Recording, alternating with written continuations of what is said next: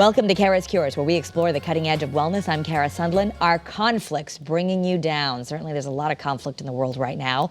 And my guest, Dr. Dravon James, is here with her new book, Everyday Peace. It explores how we can resolve conflict in a healthy way. Welcome, Doctor. Good morning. Thank you. So the title of the book is Freedom is Your Birthright, but we're talking about conflict. Absolutely. Yeah, so if freedom is your birthright, it doesn't feel that way right now, right? Because there's a lot of conflict, both in our house and out of our houses. You say we need to learn to lean into conflict instead of avoid it, which is maybe the opposite of what we have been taught.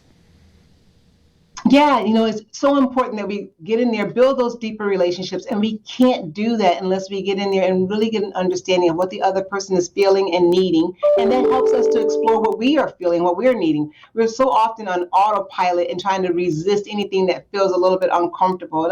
Conflict is one of those things. It feels uncomfortable, but when we lean in, we find that it has some wonderful treasures in there.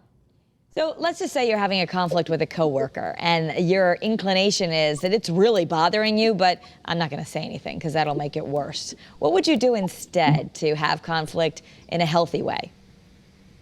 Well, the first thing is let's rephrase it because it makes it land differently. Let's call it a misalignment. And then automatically we go into more creative mode, right? We say, oh my gosh, I'm misaligned. So now I need more communication so that we can get in alignment. And really just saying that, I got a misunderstanding about this. I think we're not on the same page about this. That softens the tone and makes you feel more comfortable with addressing the issue.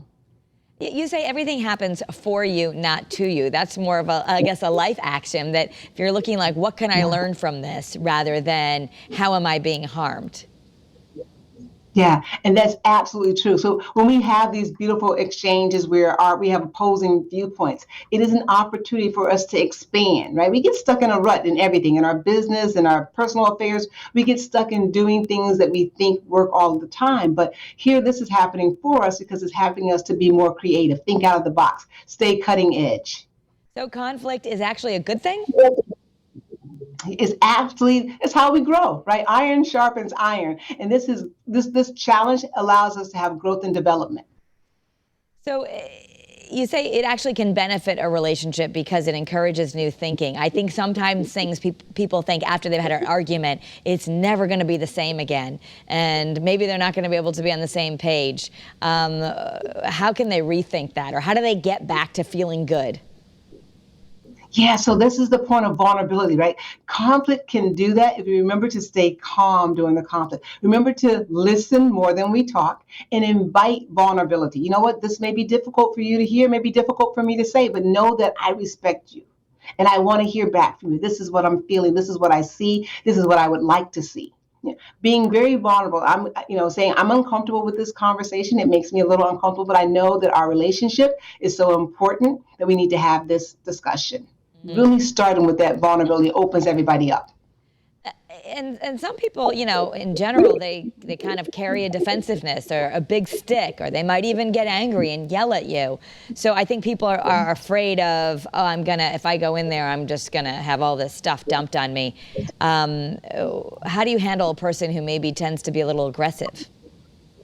Yeah, I always say there's usually when people don't know how to do conflict resolution, there's the possum and the bully, right? The bully is the one who stomps around, makes all the noise, and the possum is the one that lays down and says, I'll take and do anything, right? But really coming in and say, again, vulnerability is the key. Being open and saying, you know what? I'm a little intimidated about this, but I think that we can come to an agreement if we both are available for the discussion. Really putting yourself up there, opening yourself up and realizing it's a conversation. At the end of this conversation, you'll still be whole, right? But there is an opportunity for you to hear beyond the person's initial response because maybe they haven't had any conflict resolution training, but you have. So it's an opportunity for you to demonstrate and to model appropriate behavior. Well, can you really do it effectively if you're angry? Like, is one of the things we have to do first, pause, even if that means just go to the bathroom, get yourself centered. What do you do so you don't end up doing it wrong? You know how we hold anger, right? So sometimes you can't exit really quickly. The best thing to remember to do is to breathe. Breathe slowly and deeply. It helps to recalibrate you so that you can start that sentence off. And there's something that I always say is, I'm human, I make mistakes. I'm talking to a human, they make mistakes. It reframes everything, right? So Yeah. you realize, oh my gosh, they're human too, right? Yeah, yeah, It could no. just be a misalignment. And you break it down in the book, 4 steps. And number one, you say identify where the conflict exists. Is that, Yeah. what do you mean by that? I guess some people might have a different opinion of what the conflict even is. Yeah, so that's why I love this phrase. This is what I see, right? I could be seeing it and totally wrong, right? So that opens you up to say, well, this is what I see. So we get in commonality. That's the first discussion. Let's agree or find out whether or not there really is this conflict. And then once we have that, focus just on that. Don't go down that rabbit hole and start discussing all the things that happened in the office 2 years ago or 2 minutes ago. This is the issue that we came to resolve. This is what we're going to talk about. Just this. So when you do that, focus on the problem, identify, listen. Listening is so very important. And then do not resist the temptation to get defensive, right? Resist at all costs. Okay. So I think that might be, is that your phone? I apologize. I That's work in a okay. hospital. There's That's dinging okay. I all know over the place. you got a lot going on, but I'll give you a second there. But no worries. So once you've identified where the conflict exists, you said we need to focus on the problem. And I think, we talked about a coworker where maybe that's a little bit more of a less intimate relationship. So you're walking on eggshells more, but at the same time, maybe you're not as emotional. If it's happening at home, say with your kids or your spouse, same thing. You got to focus on the problem first. Yeah, and that's so good about this. That's what's so nice about this. These skills are transferable, right? And they really work at home so nicely. So again, identifying the problems. This is what I see. Now, if you're raising teenagers, you see it so differently than they do, and it's a great way to open up that discussion. Well, this is what I see, and they see it so, totally different. It gives you a different perspective. You may be right. You may alter your perspective after you have that discussion. But once you both come to that agreement of, okay, this is what we see. Now we stick to that. We don't go way off until, never land on things that have happened 10, 15 months ago. Stay focused on that. It will help us get to a resolution and really, being open to listen. Listening more than what we talk is so important because we really want to understand how we're misaligned here. Yeah. And what about, I guess if you're doing it with your kids and they're yelling and I'm right and he's right and she's wrong, I mean, all that right, wrong, this is an opportunity for us to model conflict resolution. But would you say if you're really doing this right, you're not going to care who's right or wrong? Right. Or when you're doing it right, you go to this, win-win. And how we win is everyone gets to express themselves fully without shame, guilt, or condemnation, no blame. You just listen. And then you get to express yourself and do it the whole time. This is so important because people think, they're going to raise their voice and you're going to raise your voice. When you let them raise their voice and you sit in that breathing state and you just take it and listen, and then you respond calmly, people tend to model and mirror behavior. So when you come down and you become that silent listener, they start to model that behavior. Well, and It's sort of like you go. yeah, I'd love to hear, I know because you're a doctor, the science with that. I've read a lot about mirror neurons. It's important to do with our kids. But even if you're just with another person, you're saying our brains are actually syncing. We don't even have to think about it. But there's an exchange going on. So there's some science about why we would want to stay calm. Right. And so normally, right, when we're untrained, right, we let them set the tone. They yell and we mirror that back. We yell. But once you had that training and that practice, it does take time. You're able to hear beyond the yelling and just listen and say, oh, I can understand how you would see it that way. Now, here's what I'm seeing. Right. And so that causes them to calm down because one, you just validated that I understand. I can see how you would see it that way. It really is a technique. And you're right, there is science behind it, but practice makes it so second nature. You realize we're meant to have these different viewpoints. That is actually how we grow. And when we remove all the negativity around it, we realize we welcome it even. So you have a nice acronym. Maybe you're going to put this on a Post-it note near you so that, because I guess we have to learn this. It may not be natural to us. CARE, and you say that's communicate, actively listen, review options, and then end with the win-win. So is that something you would sit down ahead of time and say to your partner or to you, maybe you're going to model it to your kids, like, listen, we've been fighting too much in this house, or I feel like we've been having a lot of conflict lately. Let's try this. And you would actually talk about it before a conflict arises? Yes. And actually, I can't take credit for the acronym. I picked it up somewhere over the years, but I do it at work. I put it, if I'm going to do a meeting, I usually put it on the board first and say, here, this is how we're going to exchange. Let's agree on that first. I use it. I now have young college students, but when they were in high school, I would use it with them. This is how we're going to go forth. We're going to start with this. Can we get an agreement on that? And it sounds so good in the beginning, right? But then after a while, you're human. People start to flare, but I just bring us right back to care. I said, let's do this.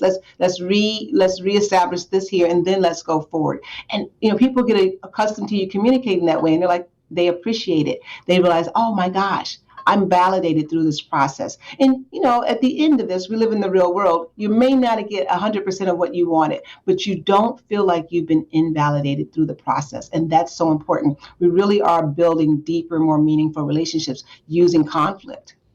So the validation is key. The validation is key. So if you're having a conflict with someone, if you could tell us how that works, I've heard before, you need to hear what they're saying and almost repeat it back to them. I hear that you're saying that you're really upset that I'm late all the time or something like, and that makes you feel not important.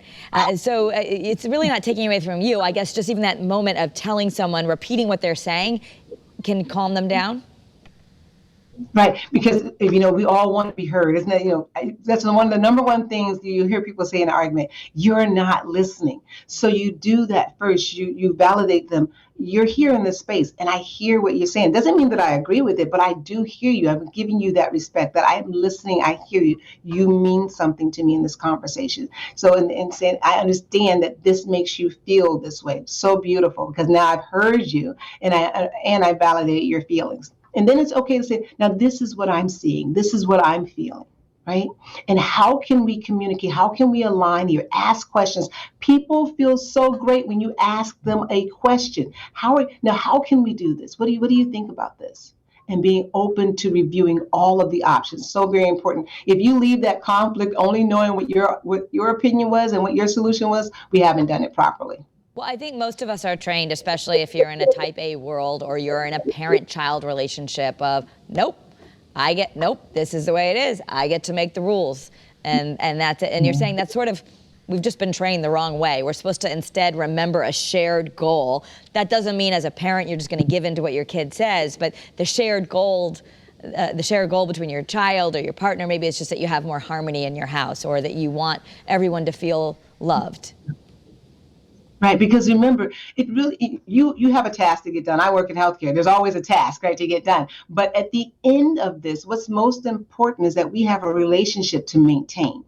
Right? Whether it's in our household or in our profession, we have a relationship to maintain. So we want to get this task done, but we want to get it done in such a way that we've maintained a working relationship that benefits the home and the organization. So always keeping that in mind. Deeper, more meaningful relationships are impactful and positive for every area of our life, work and home. So what if you're doing the care and the other person's just not getting it and they're continuing to yell at you or they're not validating you? Do you walk away? Or, I could see that you go into like, you're not doing what you're supposed to be doing. You're supposed to validate me. There could be arguing over how you're doing it. Or what do you do if the other person, you're trying and the other person's just like, that's not what I'm going to do? There's a time and place for everything, right? So at that moment, maybe the other person is too heated. You mentioned in the beginning, walking away. At that moment, it's okay to say, you know what, let's just revisit at another time. Okay. This is obviously not working for us right now. Let's come back at another time. I really appreciate your time. Always ending on a positive too, not negative and judging like, oh, I can see you don't want to communicate. Not going to work, right? If you want to say something like, you know what, I feel like maybe we should come back to this conversation a little bit later. Maybe tomorrow. Could we schedule some time tomorrow? So kind of bow out gracefully, let them leave respectfully, and you leave respectfully and come back and visit it. Most issues are not dire that they have to be solved right now or the world is going to end, right?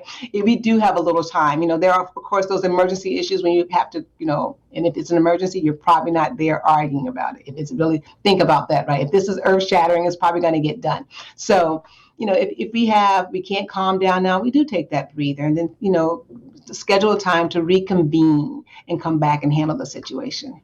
So you've written the book, Freedom is Your Birthright, and it really is helping people just kind of communicate in a healthier way. Can you get the book anywhere? You can get the book on Amazon. So it's a small little book. I love it because it's under 100 pages. So you get in, you get what you need, and it becomes like a reference to you. And it's on Amazon. Freedom is Your Birthright. Okay, and I know you also have a website, so if you want to shout that out where people can follow you and learn some more about your transformational tips, Dr. Dravon James, it's on the screen.com. Right. And on that website right now, there's a free gift for self-esteem and self-confidence building. So that is a great way to handle conflict when you have healthy self-esteem, healthy self-confidence. You're already validated within yourself. So I really encourage everyone, go on there on my website, take advantage of that free gift. I think you could probably agree it's probably something the world needs right now. Maybe they need to teach more conflict resolution in schools because the whole world is very conflictual right now, right? Yes. There's so many studies out there. There are people who've been in the workforce for 30 years and they've never had conflict resolution training. It should be taught everywhere. I mean, there's always conflict, internal conflict, external conflict. It is a tool, not a hindrance. It's not come to harm us. It's really come to teach us how to communicate and build those deep, meaningful relationships. But we got to know how to do that. Absolutely. I got to say, other than cursory stuff, I don't think we've ever had formal training, not in school or at work, So it's something that really could bring a lot more civility, which I think people are yearning for at this time. So we appreciate you being here. And I love that the book is only 100 pages. So if you're overwhelmed and busy, this might be something you can get through. Absolutely. All right, Dr. Dravon James. I try to make it small.